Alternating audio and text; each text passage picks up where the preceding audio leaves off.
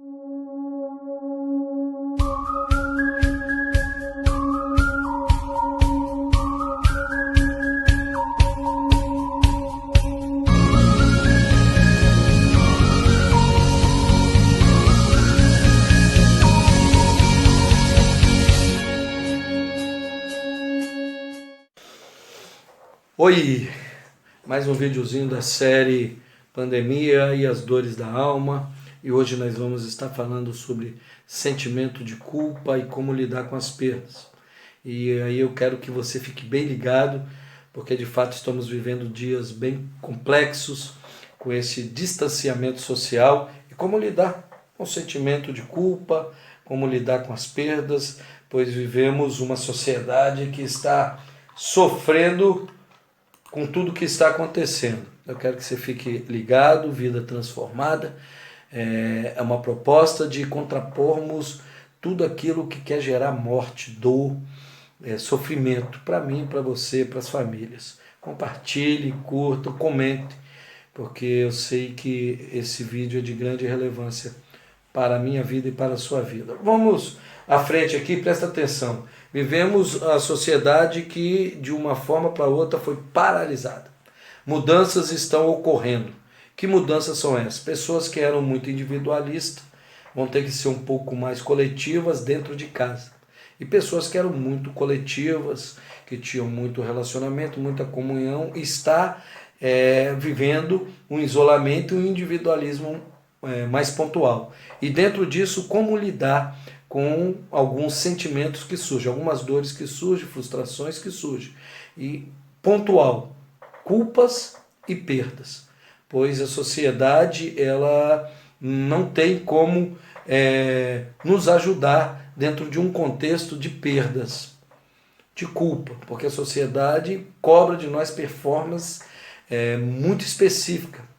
Não podemos, às vezes, chorar o leite derramado, porque a sociedade não aceita isso. E da mesma forma, o mundo religioso, o mundo eclesiástico. Muitas das igrejas, muito daquilo que são denominadas igrejas, para mim, congregações, não sabem lidar com sentimentos, com dores, com perdas, pois a sua proposta, toda a sua hinologia, os seus hinos, todos os seus louvores, toda a palavra, só chavões, às vezes, de vitória. Não, vai dar certo, tá? A pessoa está arrebentada, a pessoa está sem dinheiro e tal. Sabemos que Deus é poderoso e é fiel mesmo para cumprir a sua palavra, mas a palavra dele foi, de fato, trabalhada. E qual o contexto dessa palavra? Então, vivemos essa sociedade que não sabe lidar com culpa e muito menos com perdas. E com essa mudança social de estarmos isolados, piorou um pouquinho. E eu quero trazer boa notícia para você. Tem solução. Tem como a gente se equilibrar nessa sociedade que exige tanto de nós. Do ponto de vista da psicologia, por exemplo, a perda, ela, para ser bem trabalhada, ela leva de 6 meses, em algum caso, até 2 anos, com relação a perdas. Minha esposa abriu a porta aqui, fez um barulhinho, mas vocês ficam atentos. De 6 meses a 2 anos para lidar com perdas, dependendo das situações. E isso porque a nossa alma contabiliza muita energia. Energias para lidar com todas essas situações. E a Bíblia vai pontuar uma passagem muito interessante que eu quero que vocês prestem atenção. Paulo, aquele que foi o doutrinador da igreja, que escreveu tantas cartas belíssimas, na sua segunda carta, uma igreja complexa, para não dizer complicada, a igreja de Coríntio, ele vai falar sobre tristeza. E olha como é que ele fala sobre tristeza.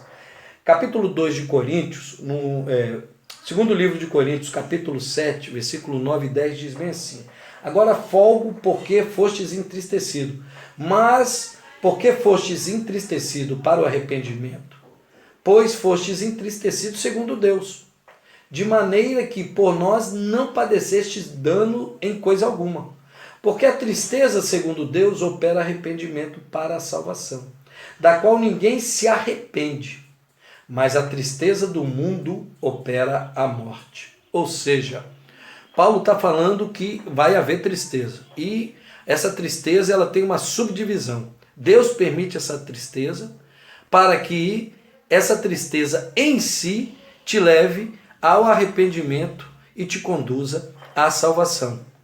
Ou seja, Deus permite uma tristeza para você reconhecer as suas dores, o seu pecado, onde você tem se frustrado e o que você tem permitido de frustração, para que você se arrependa e neste arrependimento ele pode enviar a cura, a graça, o mistério dele, para que você possa viver a plenitude daquilo que nós entendemos que é a salvação. Já nessa terra, seja feita a sua vontade, aqui na terra como é feita aí no céu. Você já pode viver isso.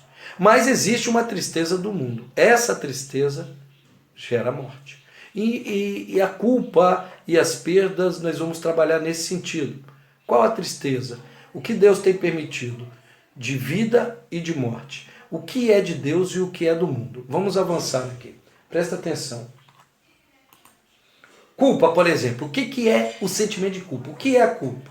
Cerca de 85% das nossas energias nós deixamos ela ou semeamos ela em sustentar as nossas culpas. Gastamos muita energia em sustentar aquilo que é dor, que é medo, que é culpa.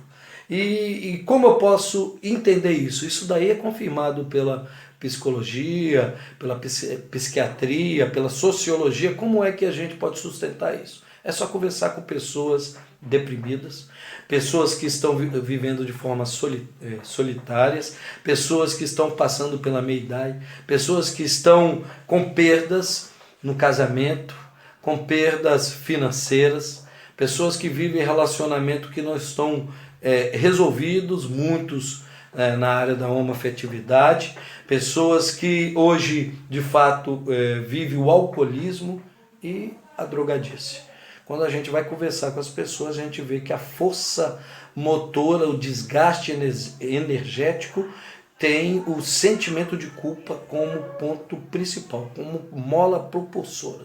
E isso, elas vivem esse conflito e não conseguem sair desse conflito, porque não compreenderam de fato aquilo que Jesus fez na cruz do Calvário. Presta atenção, vamos avançar mais um pouquinho. O sentimento de culpa ele tem várias características. Ele é subdividido em culpa adequada, culpa legal, culpa social, culpa pessoal e culpa teológica. 2 pontos aqui, por exemplo, a culpa legal, ela surge quando violamos uma lei, por exemplo, a lei de trânsito. Furei o sinal vermelho e senti aquele sentimento de culpa. A culpa social é quando eu violo uma lei social, por exemplo, furar a fila. A culpa pessoal, isso tem a ver com a nossa consciência, padrões que formamos dentro do contexto cultural e social que eu vivo, e ali eu crio um padrão, e quando eu quebro esse padrão, por exemplo, horário de almoço, ou almoçar junto, ou almoçar na cozinha, e eu vou almoçar na frente da televisão, eu gero mais uma vertente da culpa. E a culpa teológica, que é a violação das leis de Deus. Então, existem todas essas características com relação à culpa. E a que tem hoje feito muita gente sofrer dentro do nosso contexto é a culpa da religiosidade, que tem incentivado muita culpa. Pregações fora de contexto, gerando pretexto para gerar peso, opressão, culpa, medo. E isso tem sido terrível, porque tem impondo uma cultura de medo nas pessoas. Você quer ver o que a Bíblia diz sobre isso? Por exemplo, uma história muito interessante, a história de Jó. A história de Jó é muito interessante. Todo mundo sabe que logo no início Deus vai falar sobre a aprovação de Jó, mas os seus amigos vêm e colocam peso. Alguns teólogos dizem que aquilo levou muitos anos, 10, 15 anos, todo aquele sofrimento de Jó. Então, se a pessoa ter amigos daquela forma, que toda hora vem gerar, falar, você é o culpado, você pecou, você está cheio de pecados. Olha só esse folderzinho.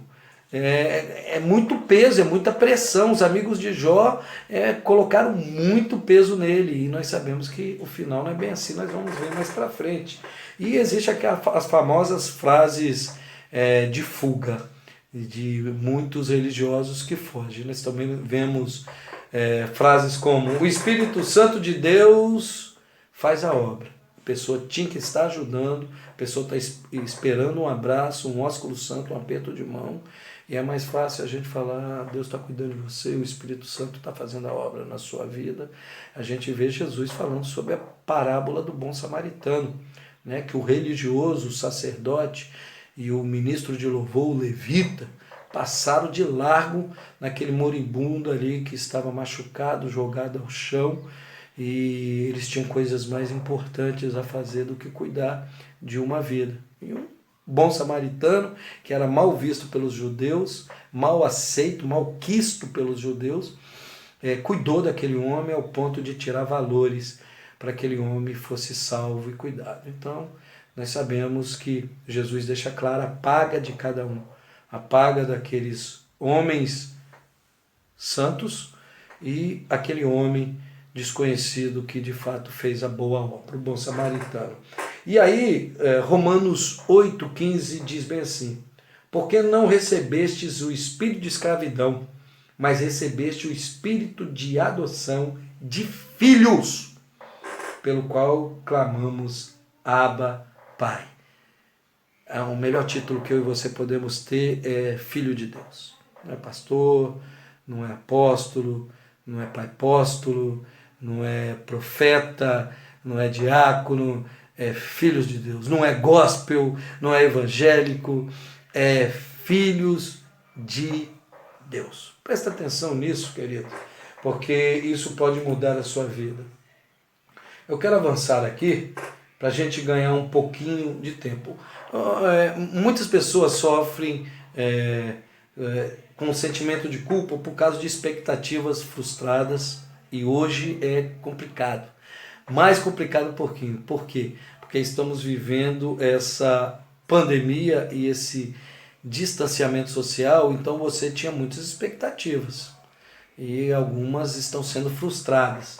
E isso tem manifestado no físico, no emocional e no espiritual. Outras devido ao aprendizado do passado, sabe aquele negócio da família perfeita, onde os filhos não podem errar, muita gente levando culpa do passado, por aprendizados sociais, por ensinos religiosos, por ensinos sociais que de fato, em vez de ajudar, prejudicaram.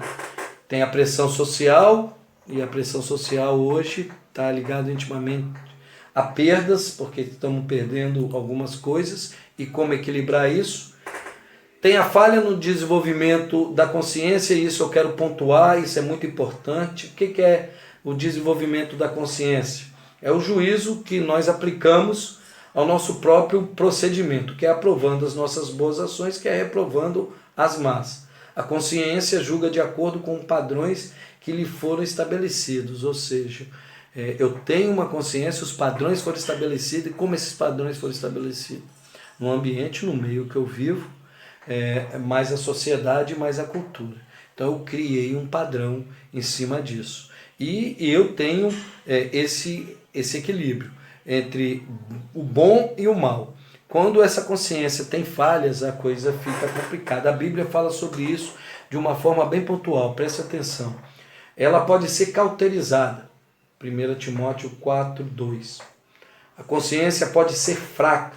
1 Coríntios 8, de 10 a 12.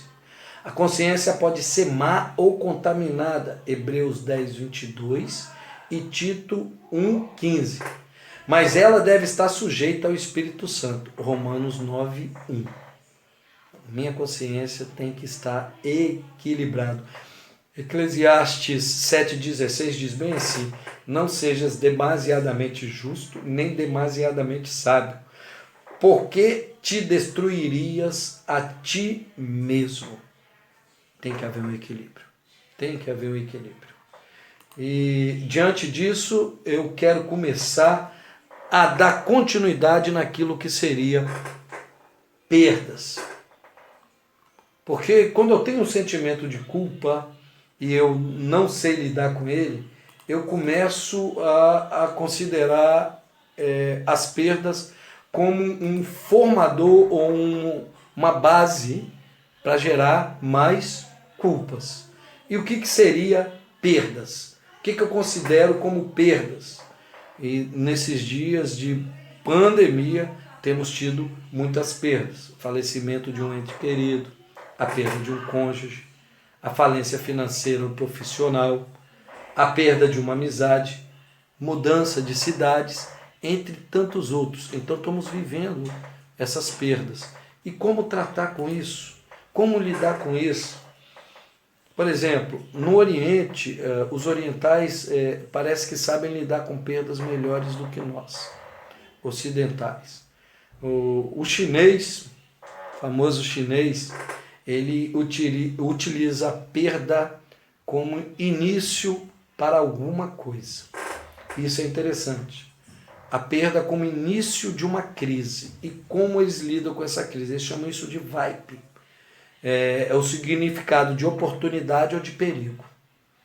Qual oportunidade eu tenho nessa perda e qual perigo essa perda está gerando em mim? Ou seja, perda, vai aparecer aí, luto, crise e modificação. Isso é vibe.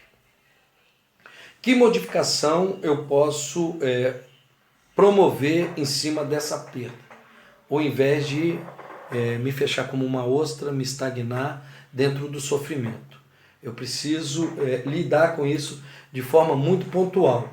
E diante disso, como fazer para eu reagir a uma perda? Eu preciso me adaptar à perda. E tem algumas reações que eu preciso observar e até tomar. Primeiro, o estado de choque, né? A perda sempre gera um estado de choque. Não está acontecendo comigo. Isso não está acontecendo. Isso é uma reação normal. E logo depois vem a negação. Eu nego que eu estou perdendo, ou seja, a incredulidade. Frases, isto não está acontecendo, eu não acredito que isso possa acontecer comigo, não pode ser desta forma. É uma reação que pode durar alguns minutos para alguns, dias, meses, e até em algumas pessoas que por muitos e muitos anos ficam aprisionadas nessa negação e às vezes não tratam com isso como frases, isso não foi tão grave assim, não é tão sério, não é tão doloroso. E alguns tomam até forma de se enveredar para as fantasias, porque não estão contabilizando essa perda. Depois vem o confronto com a realidade. Dentro das reações, dentro da normalidade, a pessoa começa a dar conta da realidade, começa a entender como é o que está acontecendo, começa a vir a manifestar o sentimento de dor, de vazio, de culpa, de angústia, de ansiedade. Começa porque a perda aconteceu.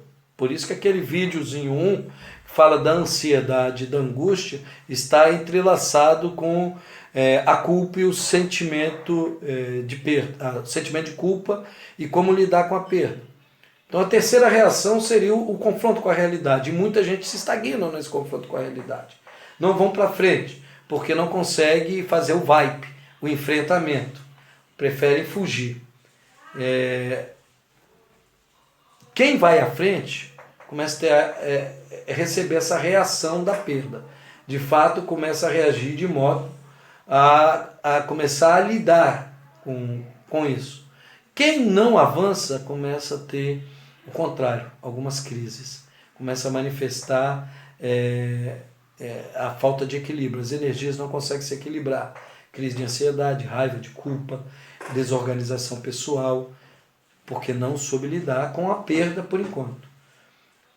O ponto mais à frente é a redição. A redição significa dizer que a pessoa começa a compreender que ela perdeu. É como se tudo aquilo de fato viesse à tona e agora ela precisa avançar. O que aconteceu de verdade, ela quer saber e entender todo esse momento de dor. E a melhor forma é se derramar na presença do Senhor. Ou ter uma pessoa que de fato possa te escutar e chorar a sua dor, chorar junto com você.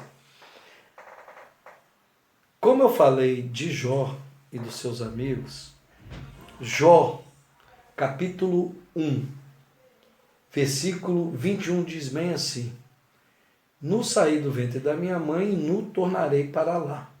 O Senhor o deu e o Senhor o tomou. Bendito seja o nome do Senhor. Para muitos, o livro de Jó termina aqui, se resume aqui, neste versículo. Mas aqui está apenas o início do seu livro. Adiante ele vai expressar toda a sua dor e revolta. E a redição de Jó só deu-se no capítulo 42. A perda foi grande, sentimentos de dores, de culpa foi grande de Jó. E a gente não pode, não, isso não é nada. Muitas pessoas tentam fugir e se render muito rápido porque não querem passar pela dor. Mas uma perda de um casamento, de um ente querido, você tem que chorar. Você tem que derramar lágrimas, você tem que se expor, você tem que expurgar toda a ferida, toda a mágoa, tudo aquilo que te machuca. Para que você possa chegar no capítulo 42, no versículo de 1 a 3 de Jó, e dizer assim: então respondeu Jó ao Senhor, dizendo: bem sei que tudo podes e que nenhum dos teus propósitos pode ser impedido. Quem é este que sem conhecimento encobre o conselho? Por isso relatei o que não entendia, coisas que para mim eram inescrutáveis, e o que eu não entendia. Ele se rende, é a rendição. Ele entendeu toda a perda dele e aí começa a cicatrização da dor. A cicatrização é a aceitação da perda, sendo uma condição natural de rendição. A grande maioria das pessoas ficam num luto patológico e que não é um enfrentamento ou que seja a fuga da dor. O luto patológico é isso, é você não enfrentar esse momento de dor. A melhor forma é enfrentar o momento de dor. E aí eu quero concluir deixando claro que você precisa depender da graça de Deus, e a graça é um favor imerecido, é um presente que Ele te dá sem você merecer. Jesus conquistou isso na cruz do Calvário, e você precisa de fato se render a tudo que você está vivenciando. Esses dias de pandemia você precisa se render e depender do Senhor. Quero deixar 2 versículos para encerrarmos este momento. Primeiro está em Lamentações 3, 21 e 22. Entretanto, disto me recordo, e portanto tenho esperança. As misericórdias do Senhor são a causa de não sermos consumidos, pois as suas misericórdias não têm fim. O Senhor tem misericórdia por mim e por você. Ainda vivemos a época da graça, e não da lei, não da justiça de Deus, mas da graça. Também João 16,33, famoso, diz: tenho-vos dito isto, para que em mim tenhas paz. No mundo tereis aflições, mas tende bom ânimo, eu venci o mundo. Você pode ter uma paz que foi conquistada pelo Senhor Jesus. Você pode lidar com esse sentimento de culpa que está querendo te pressionar. Você pode se resolver com a perda e ser cicatrizado. Eu tenho uma cicatriz muito grande na minha perna e eu me lembro de todo o fato, com 6 anos de idade, que eu me machuquei e ficou uma cicatriz muito grande. Eu encosto nela, eu empurro, eu não sinto dor. Eu só me lembro. Você vai se lembrar da perda, porque a perda tem valor. Mas você não precisa sentir dor, e nem culpa, e nem pensar em fazer besteira com a sua vida. Isso aqui é vida transformada. E eu quero lhe pedir, se foi de relevância para a sua vida, que você curta, que você comente, que você se inscreva no canal, me ajude aí se inscrevendo no canal, e que você compartilhe. Tem pessoas precisando de ouvir uma palavra como essa. Fica com Deus, cuide da sua família, cuide da sua saúde, porque você é muito importante. Para mim, que não te conheço, quanto mais para Deus, que é o seu Criador. Fica na paz.